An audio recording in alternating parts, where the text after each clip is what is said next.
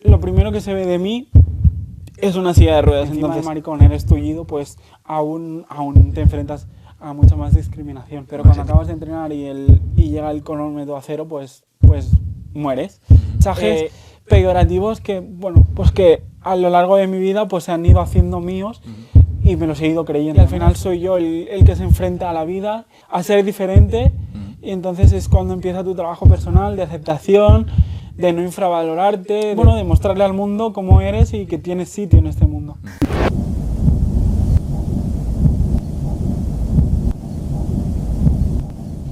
Pues soy Alex, tengo 28 años, bueno, casi 28 años, me queda un mes, tengo 27 años y nací en Santa Coloma de Gramenet. Pero a los 6 años o así nos mudamos a vivir a Pineda de Mar y es donde vivo actualmente. ¿Qué discapacidad tienes? Pues como todos podéis ver, voy en silla de ruedas y mi discapacidad es una parálisis cerebral infantil.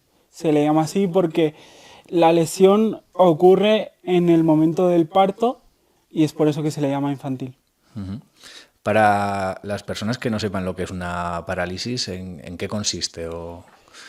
Pues a ver, una parálisis cerebral a grandes rasgos es una hipoxia cerebral, es decir, una falta de oxígeno. El cerebro durante unos instantes o minutos deja de recibir oxígeno, entonces es por eso que se crea la lesión. ¿A ti te ha afectado de forma motora? Sí, mi discapacidad es física, correcto. ¿Y hay más puede afectar de diferentes maneras? Sí, el diagnóstico o el tipo de parálisis cerebral va en función de la afectación que tenga el cerebro. Entonces, según el nivel de lesión, según el área del cerebro afectada, pues tendrás unas limitaciones u otras. En la medicina actual, ¿cómo se conoce este tema? ¿Hay mucha información? Al final, yo creo que vivimos en una sociedad en la que tenemos que dar gracias a la seguridad social, ¿no? Porque en muchos otros países, pues, no tienen derecho, no pueden llegar a este tipo de asistencia.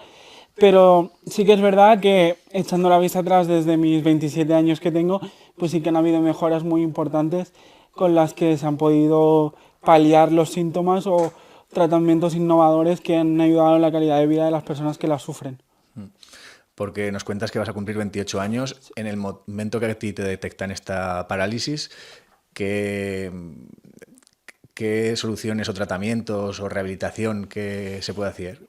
Claro, el tema está en eso, ¿no? Yo, por lo que me han comentado siempre mis padres, me diagnosticaron la discapacidad con apenas 6 meses. Entonces, por mucho que se conozca o que se intente hablar del tema y que se intente trabajar y hacer muchísima rehabilitación, hasta que no pasan unos años y en este caso yo crecí, no sabían cuáles iban a ser mis limitaciones reales, ¿no? Porque un bebé al final es un bebé, entonces Claro. hasta que no llegué a los 3, 4 años no se pudo ver realmente cuál sería mi nivel de afectación. En el mundo laboral, ¿cómo te encuentras o cómo está en la sociedad todo esto? Pues al final es una lucha con la que me estoy enfrentando a día de hoy porque se me hace muy complicado, ¿no? Encontrar trabajo. No porque no tenga formación o no porque no tenga capacidad de trabajar, sino yo diría más que es porque lo primero que se ve de mí es una silla de ruedas. Entonces, al verse una silla de ruedas, enseguida muchísimas empresas, o la gran mayoría, pues me han rechazado por el hecho de ser una persona en silla de ruedas, sin ni siquiera preguntarme cuáles eran mis capacidades o darme la oportunidad a demostrarles mi faceta profesional, ¿no? Entonces es muy complicado y es muy frustrante porque, bueno, tal y como está la vida a día de hoy, si no trabajas y no tienes unos ingresos mínimos, no puedes empezar a construir una vida medianamente normal. Claro, porque tú has podido cursar tus estudios. Sí, de hecho por formación tengo bastante, de hecho tengo un grado medio, tengo un grado superior y estoy haciendo una carrera universitaria. Entonces sí que es verdad que estuve 6 meses trabajando, pero de eso ya hace 2 años. Entonces me encontré en un momento en el que ya no solo por la parte económica, sino por la parte mental y salud mental necesito trabajar, necesito tener una rutina para poder cumplir mis objetivos, que como toda persona pues tenemos, ¿no? ¿De dónde crees que vienen estos prejuicios, estos estereotipos por ser una persona en silla de ruedas? Bueno, pues al final yo creo que viene por el desconocimiento, ¿no? Vivimos en una sociedad muy capacitista, entonces si se sale de esa normatividad, pues es como algo extraño, ¿no? O algo en lo que no se le presta tantísima atención como podría ser otro tipo de colectivo.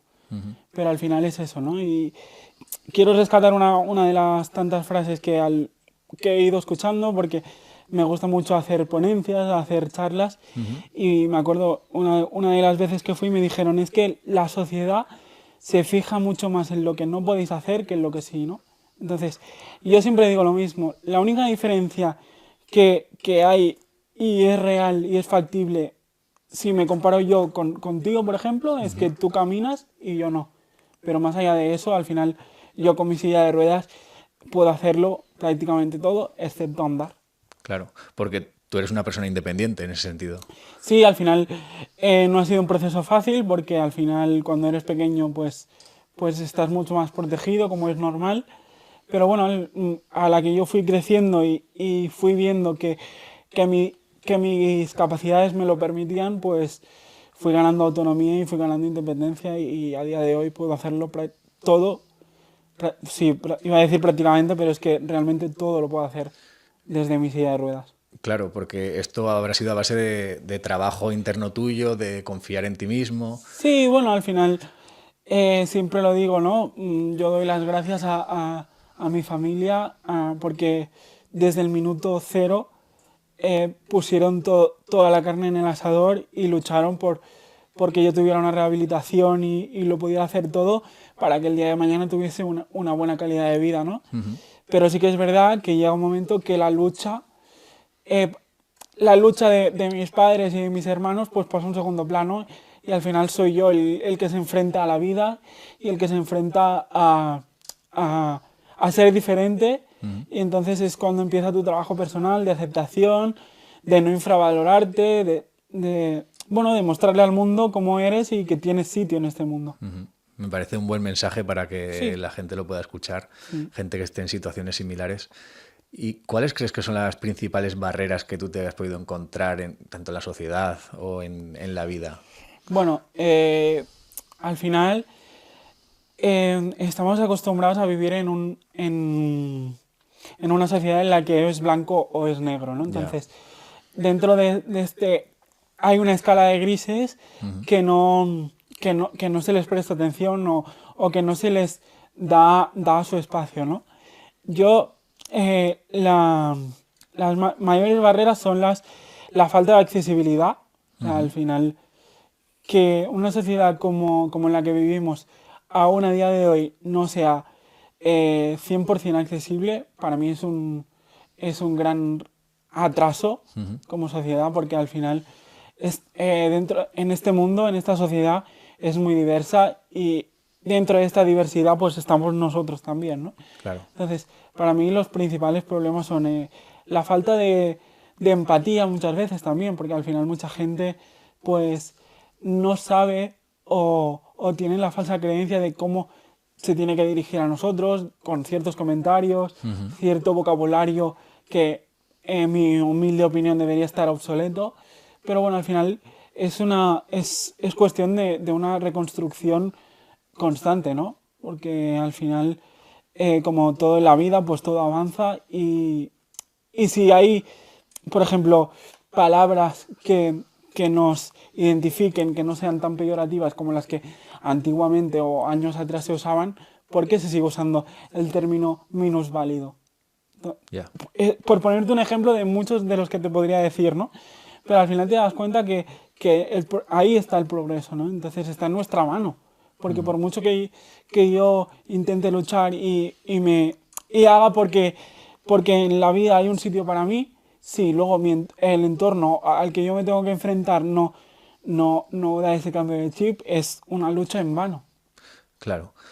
¿Crees que una posible discriminación también a veces puede ser la falta de visibilidad en algunos aspectos? Sí, correcto, al final ya es algo que, que, o sea, es cuestión de que son muchísimos factores los que entran en juego, ¿no? Pero sí que es verdad que la falta de referentes Claro. pues es súper importante.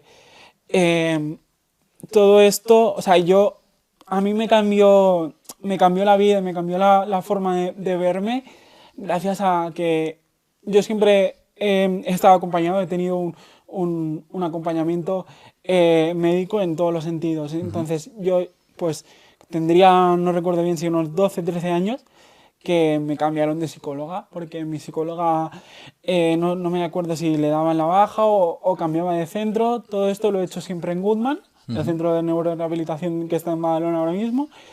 Y me cambiaron de psicóloga, y la psicóloga que aún a día de hoy seguimos trabajando juntos, pues va en silla de ruedas. Entonces, gracias a ella y a la forma en la que me entendía, pues me vi capaz de ser el Alex que soy hoy en día, ¿no? Claro. Entonces, para mí tenerla a ella como referentes, a lo largo de mi vida pues he tenido muchos más, y bueno, pues todo va cambiando, ¿no? Porque en la vida es así, pero mi referente principal fue ella.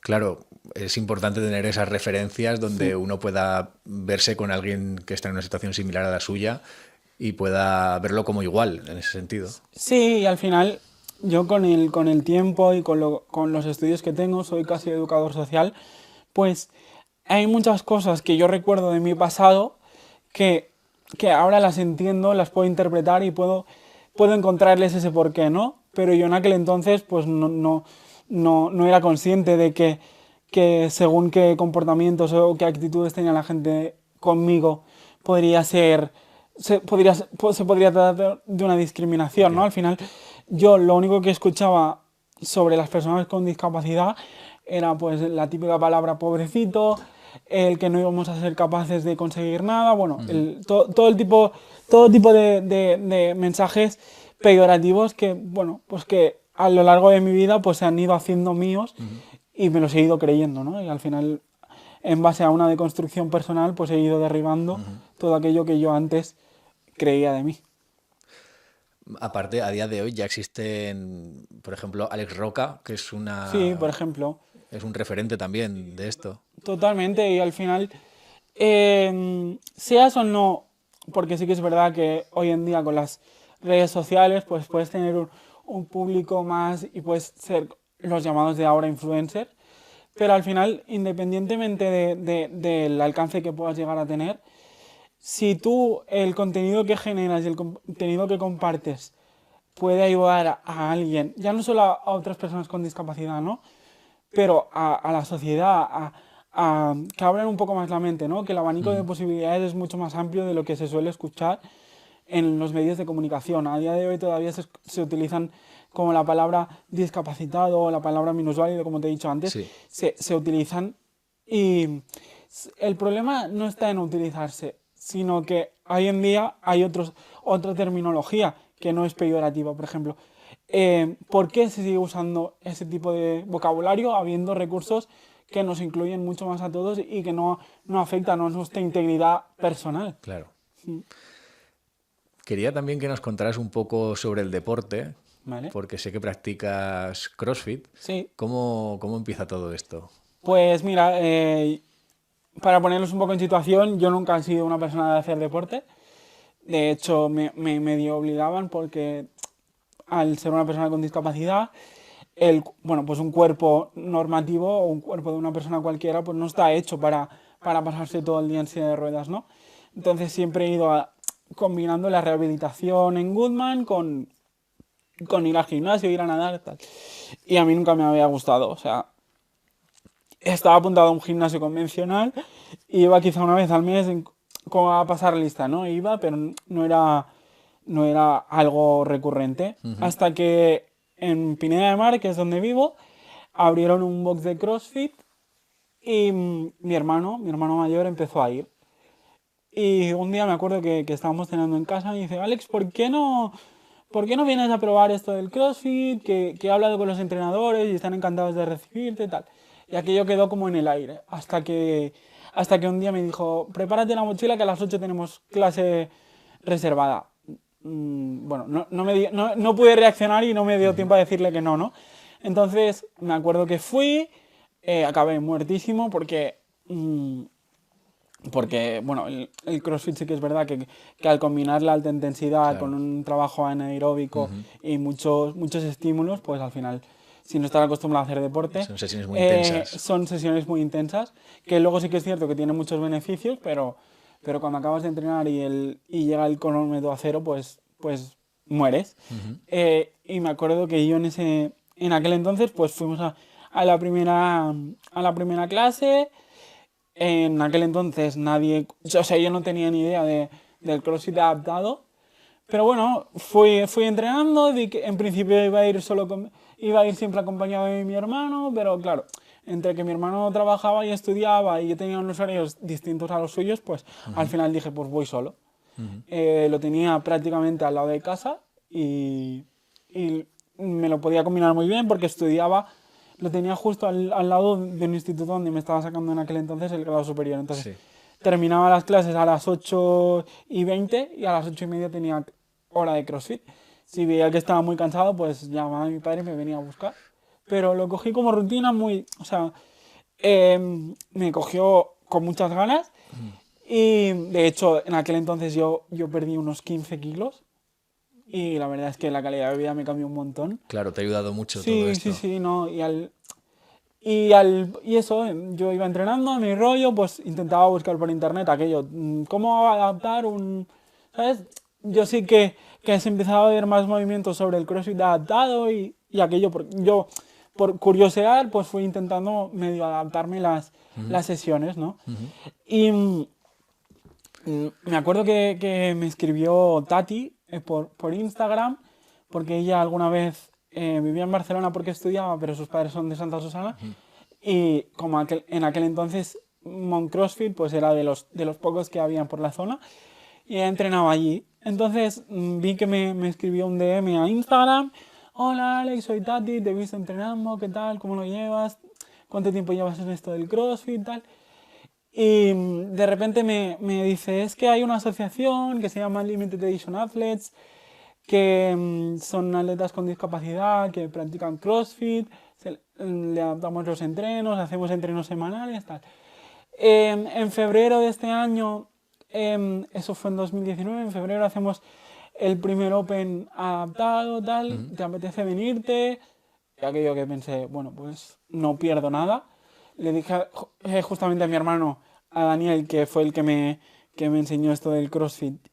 Le dije, oye, me han dicho esto un sábado, vamos a CrossFit, creo que era Reebok, en Arco de Triunfo. Sí. ¿Qué te parece si vamos? Tal? Me han dicho que es una asociación, que hay otros atletas.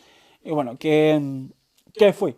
O sea, yo me acuerdo que llegué al box y claro, empecé a ver gente en silla de ruedas, gente que tenía discapacidad visual, gente con afectaciones en los brazos, tal. Y yo pensé, claro, ya no soy el único bicho raro. Claro. E hicimos aquel primer Open. Me acuerdo que a raíz de eso CrossFit de España pues había preparado un Open adaptado con supervisión de Lea, tal. Y a partir de ahí, que siempre lo digo y no me cansaré de repetirlo, pues bueno, pues sin yo saberlo y no sabía cómo me iba a cambiar la vida, pues la vida me cambió, ¿no? Porque al final yo hasta entonces era la única persona que creía que practicaba CrossFit yendo en silla de ruedas. De ser el único atleta con discapacidad de mi box actual, que de hecho todavía no se ha animado nadie más, a poder entrenar y hacer un entreno con más gente con discapacidad, con adaptaciones similares a las mías, pues, Claro. pues a mí me abrió el mundo. De alguna forma encuentras esos referentes Es que que hablábamos, referente, ¿no? es que Antes. el referente, el sentimiento de pertinencia, el formar parte de algo y que todo eso te traiga más que cosas buenas, pues para mí la relación empezó muy estrecha y a día de hoy pues sigue igual. Hombre, me parece muy importante este mensaje de destacarlo de ser una persona independiente, de luchar por hacer deporte, de no quedarse con lo que le pueden decir terceras personas, ¿no? Porque me imagino que a ti algún día te dirían que no podías hacer muchas cosas. No, claro. Y ya no que me lo dijera la gente, ¿no?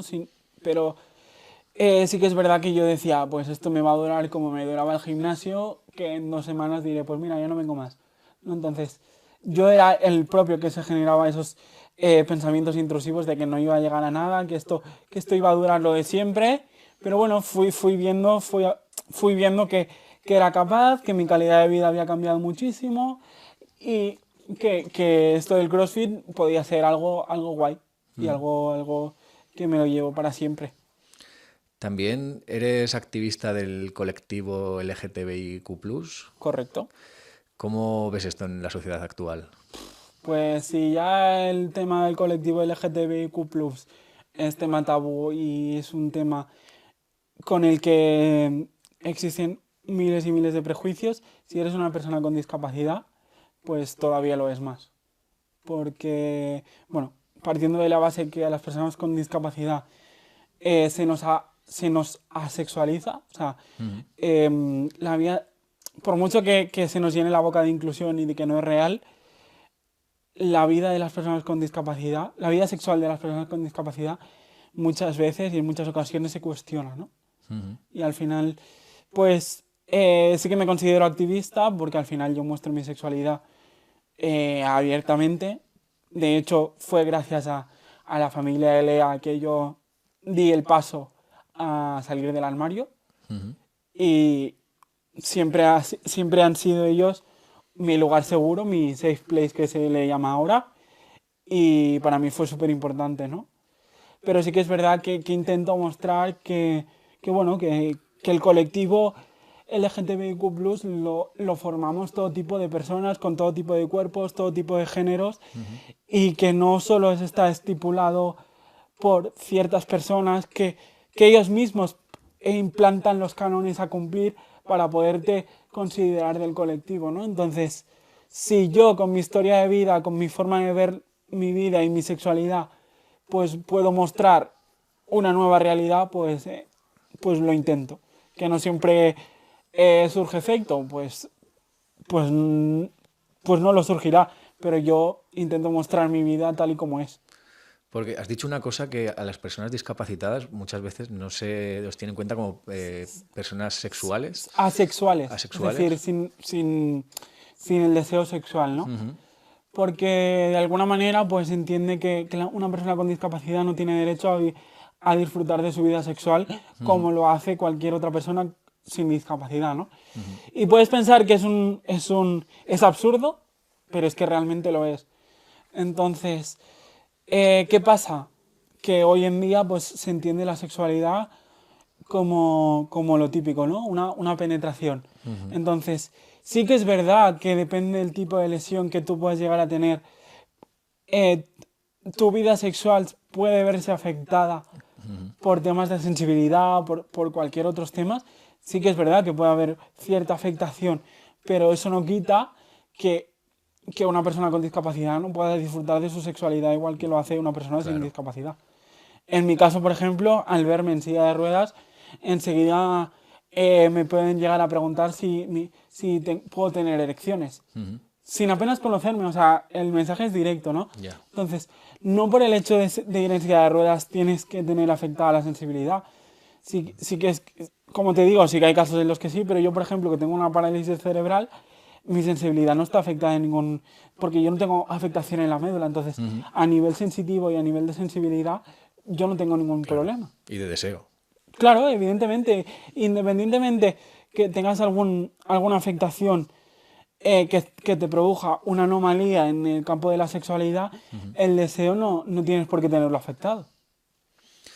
También has encontrado bastantes barreras en este mundo, digamos, del amor, de las parejas. Sí, a ver, es que, bueno, al final, lo que te decía antes, ¿no? Yo tengo aplicaciones como puede tener cualquier otra persona. Claro. Y a mí han habido personas que sin apenas conocer, o sea, directamente su primer mensaje es preguntarme si puedo tener relaciones sexuales.